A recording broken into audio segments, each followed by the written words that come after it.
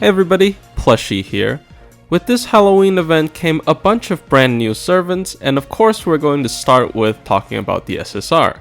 So today's FGO hot take video is going to be about the adorably needy but also very awesome Chinese assassin, Huyan Zhuo.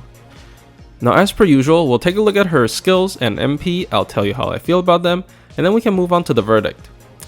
So her first skill is a quick and bust her double buff by 30% for 3 turns, as well as giving her a 3-turn effect whenever she attacks with either a buster card or a quick card.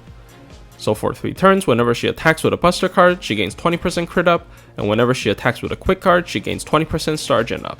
And these effects proc before the damage actually lands, she can take full advantage of them. So in my opinion, this is a very stacked skill. The split buff is really good because she is a quick servant that heavily relies on using buster cards, and the effect whenever she attacks with cards is actually the reason why you want to use her buster cards. Normally this isn't that impressive if you put her in a normal team because you're only getting 2 buster cards every 3 turns and 2 quick cards as well every 3 turns. So this becomes essentially a 40% crit up and 40% star gen up, but with extra steps, so it's not that impressive.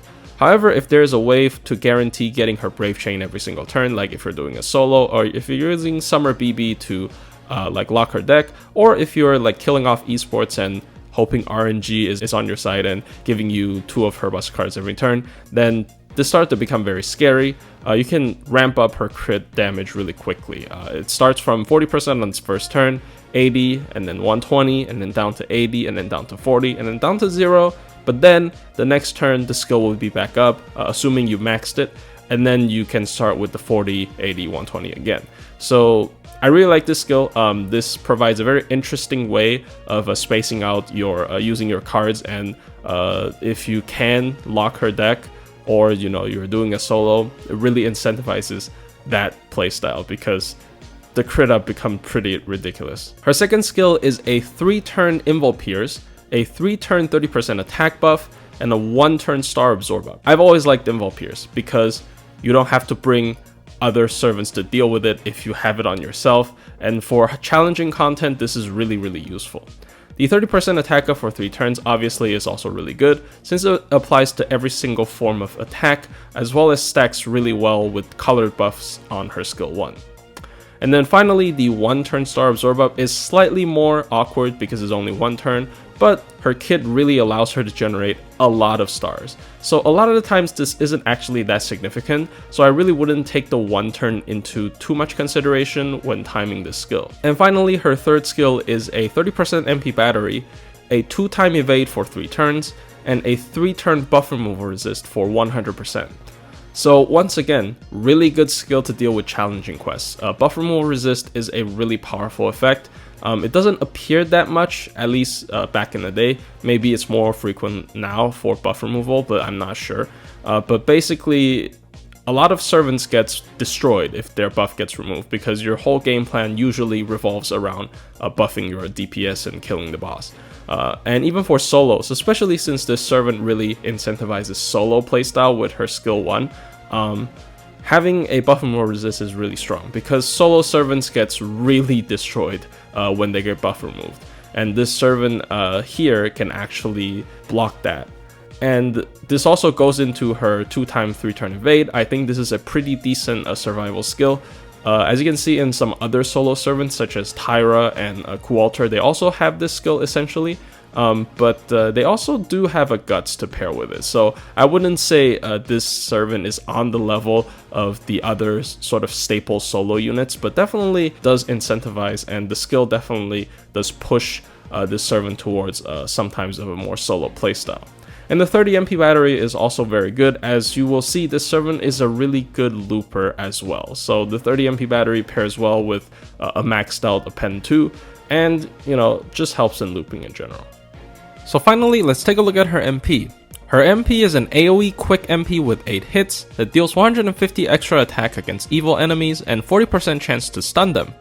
Her overcharge effect is a 20% quick up that happens before the MP that only lasts for a single turn, that scales up all the way to 40% at OC5. Now the anti-evil not being scaled with OC is kind of a bummer, as a lot of these anti-trait MPs do have their anti-trait be scaled with OC. However, the quote-unquote industry standard 150% is pretty good already, and Evil is a pretty widespread trait that spreads beyond just servants and also applies to some trash mobs and a lot of boss enemies, so she's going to do well against a lot of different nodes. The MP itself has a lot of hit counts and a lot of refund and a lot of star gen, so she's a pretty good looper, and she's also going to overflow you with stars whenever she MPs, so that's really good. The 40% stun is kind of awkward. From my own experience, it doesn't really proc very consistently at all. The video I put out that demonstrates how she's stunned with every single MP required a lot of RNG resets, so that is definitely not her normal performance. To put in perspective, if you don't think Bradamante's AoE stun is anything special, it's actually 60%, while Huyan Zhuo has only 40%, so this is an even lower chance compared to Bradamante. So this is definitely not a reliable survival tool, unlike Kama's charm. This can also sometimes screw up your solo game plan, as sometimes you might want to time the enemy's MP to all fire at the same turn, so you can block it with one single invul or evade effect, and this stunning one of them would just screw up your whole game plan. So honestly, I don't know how much of a plus I should give this skill, this effect on her MP, but it does help you out in a pinch sometimes, and you can reset RNG to make it work.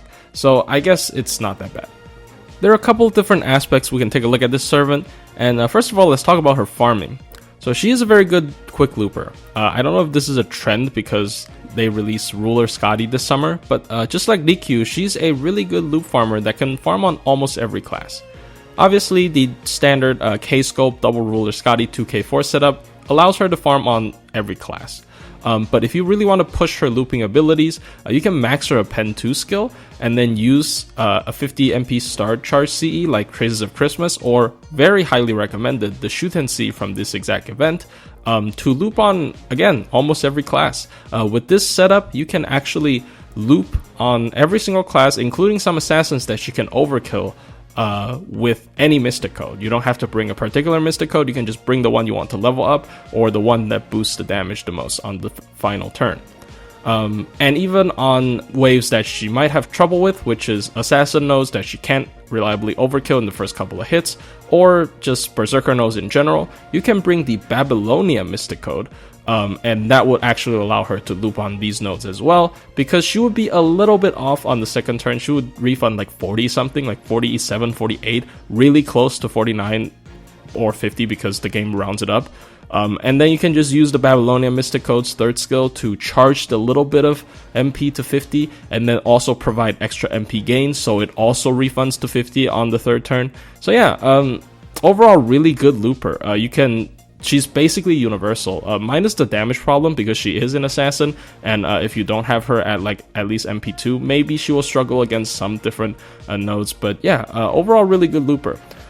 But here's the problem with quick loopers once again. You really wouldn't roll for a quick servant just for loop farming, especially considering in the assassin class we just got Summer Valkyrie, which is a very high tier arch looping assassin. And yeah, at MP5 for free, it's really hard to compete with Huyan Zhuo if you only have her at MP1 especially.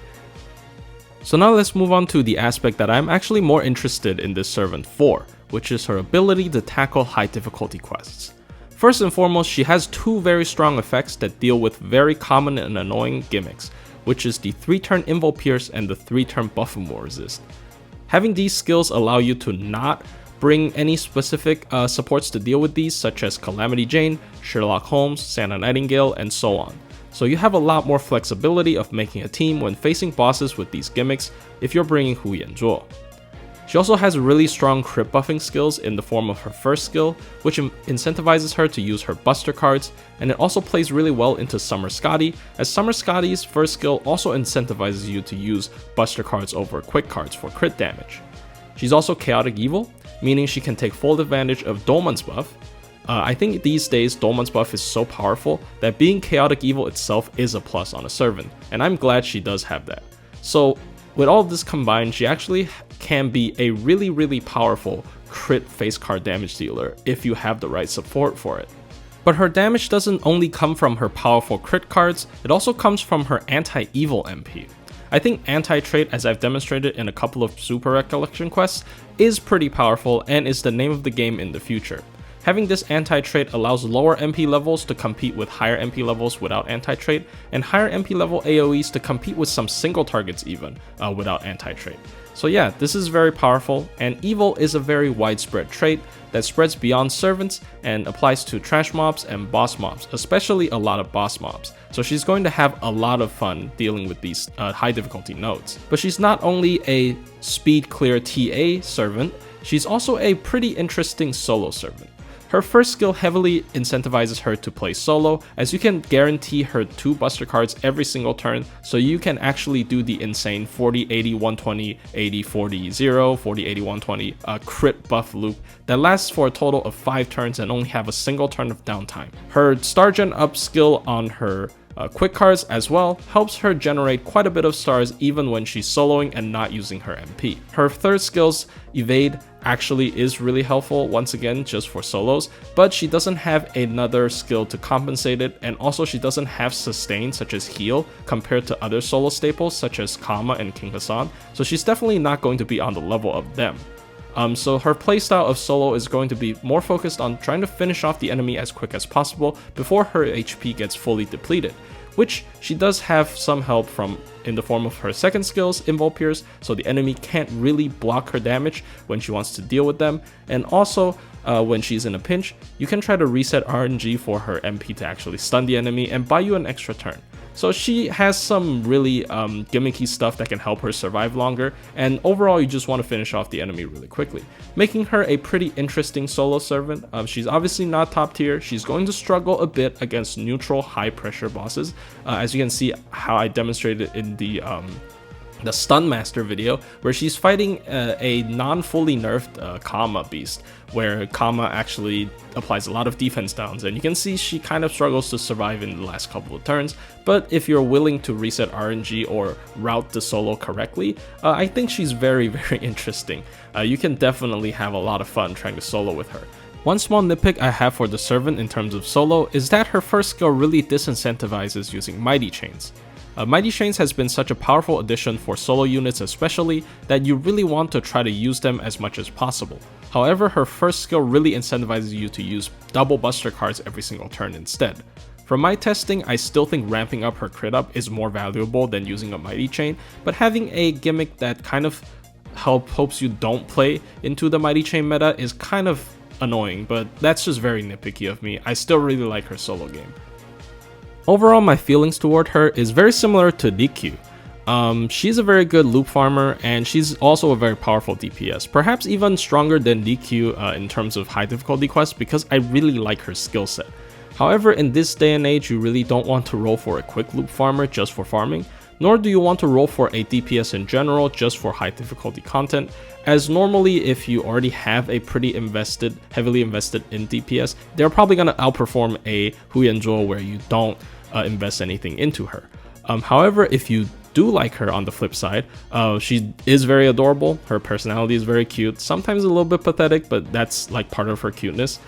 You will not be disappointed at all. I think if you invest a couple of MP levels in her maybe, or a couple of grails, she can be very, very impressive.